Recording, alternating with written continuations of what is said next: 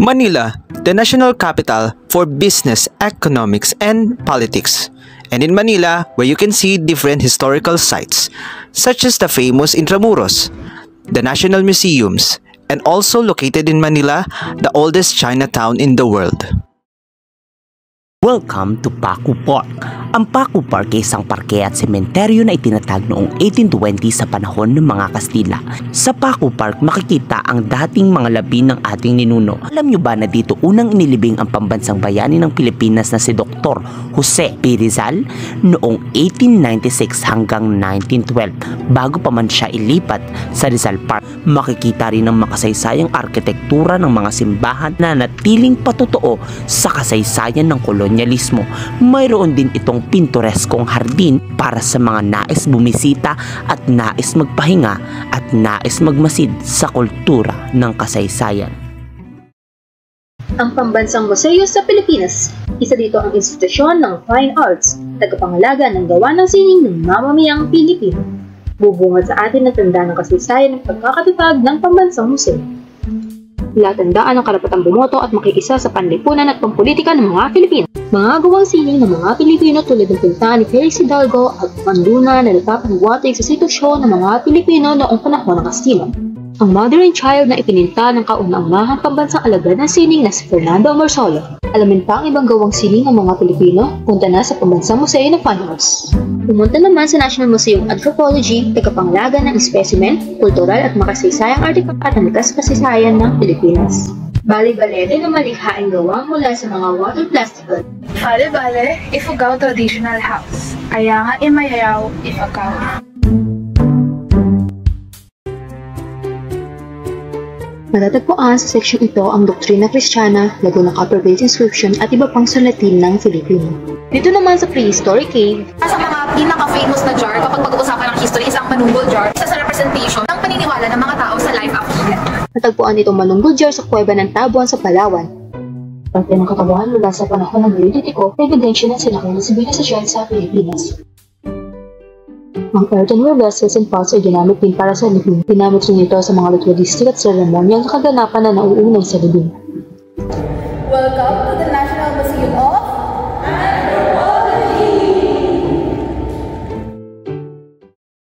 Ang Binondo ang tinatawag na oldest Chinatown in the world na matatagpuan sa Manila. Ito ay tinatawag noong 1594 at dito rin matatagpuan ang iba't ibang sikat na Chinese delicacies. Ang Fried Siopaw ay isang sikat na Chinese-influenced steam bun na purong karne at gulay tulad lamang ng sibuyas. Napaka-incredible at juicy ang lasa. Next stop natin is ang Oishikun. Ang bicho-bicho ay kuha mula sa harina na creamy at patamis, swak maging panghimagas. This is called Masuki. Masuki Mamihan, isang napakasikat na mamihan sa Binondo na mayroong napakasarap na sabaw at noodles. Ang Lord's Dual Egg Tart is the best. Masarap at malinam ang lasa. Napaka-rich ang ingredients. Ang Binondo ang best place para mag-food trip sa Manila dahil sa Binondo, mura, masarap at subok na ng masa.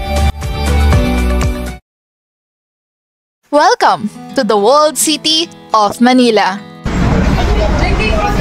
Ngayon po ay nandito po tayo sa Manila Cathedral na kung saan ito po ay isang makasaysayang simbahan na itinayo mula noong ika-6 na siglo. Intramuros is the original home of UST. Fun fact about sa University of Santo Tomas, pinatayo siya noong 1611, making it the oldest university in the Asia. Intramuros is also a home to several historical sites including the Palacio de Gobernador, mga monument ng Colegio de Santa Rosa, At maging sa naging dormitoryo ni Dr. Jose Rizal noon ay matatagpuan kasama ang Shrine of Freedom. Originally, it is built in 1571. Marami nang pinagdaan nitong Fort Santiago, pero pinakilala ang Fort Santiago sa ating mga Pilipino bilang naging kulungan ni Jose Rizal noon. Our known national hero was imprisoned here specifically in what we call today as Shrine of Rizal. Ito yung White Cross Kung saan inilibing yung approximately 600 bodies of American and Filipino soldiers after ng World War II. Pagpasok sa cave-like dungeon ay may mga statue rito portraying the events ng mga prisoner of war noon. There are also pictures around illustrating the situation of the victims from women, elders, children, and soldiers. Today, Intramuros and Fort Santiago is the #1 destination for historical immersions and the place where people can learn the Philippine history.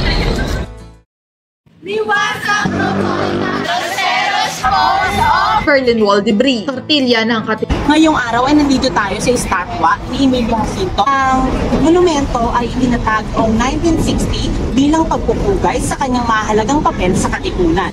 Ay nandito tayo sa kantilya ng Katipunan o sa Ingles ay tinatawag na Katipunan Code of Conduct. Isinulat ni Emilio Jacinto, isinulat niya ito para magsilbing guidebook or mga rules and principles na dapat sundin ng isang ANP. Ang ANP ay nasa-stand for Anakan ng Bayan. Ang debris ng Berlin Wall na naghati sa silangan at kanlurang Alemanya ay dumating sa Pilipinas noong 1996. Arroceros Forest Park na kung saan ito ay tinuturing na isa sa mga natitirang pook ng likas na parke ng lungsod. Ang parkeng ito ay natatangi dahil sa kanyang mga matatandang mga puno, ng mulave, ng mga nara. Sa Manila Post Office na recently is out, laman ng balita dati nasunog. Lahat ng mga letters, yung printed letters na pinapadala is dumadaan dito sa sorting office ng Manila Post Office. Sa kabila ng pagkasira dulot ng sunog, Manila Post Office ay patuloy na matatag kasabay ang mariwasang kasaysayan nito. Noong 2010, na-recognize ng National Museum ang Manila Metropolitan Theater bilang isang national treasure ng Pilipinas, and noong 2021 is muli siyang pinuksan sa public.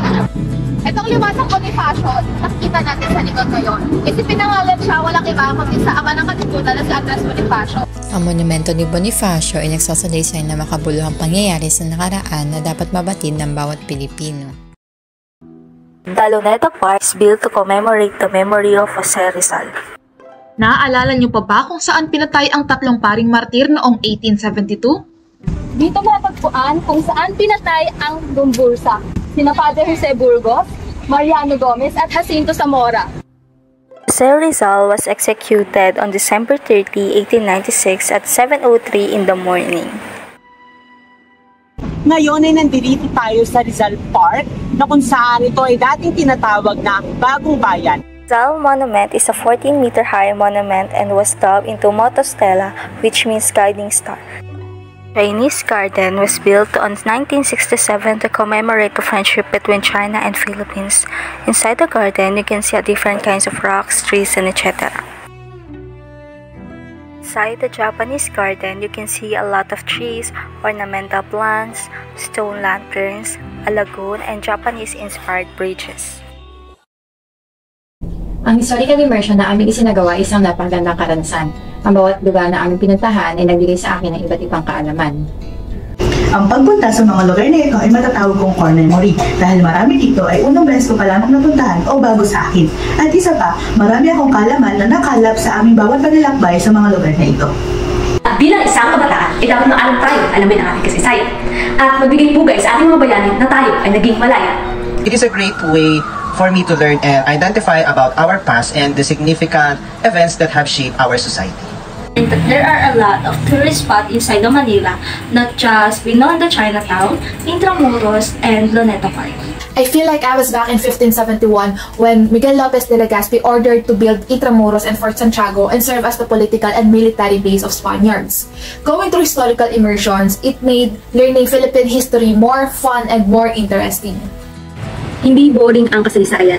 Isa ito sa napagtanto kong matapos ang historical immersion. Kinakailangan lang pala ng malihaing pagbabahagi ng kaalaman upang ito ay tumatak sa puso't isipan.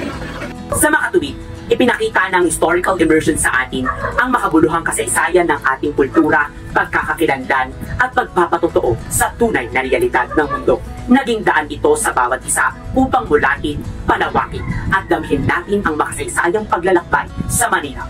Isa ito sa hindi malilimutang karanasan na mananatili sa ating puso't isipan. Kaya't halina't palawakin ang ating kaalaman, buksan ang ating isipan at damhin natin ang kasaysayan patungo sa Manila. Kaya, sakay na!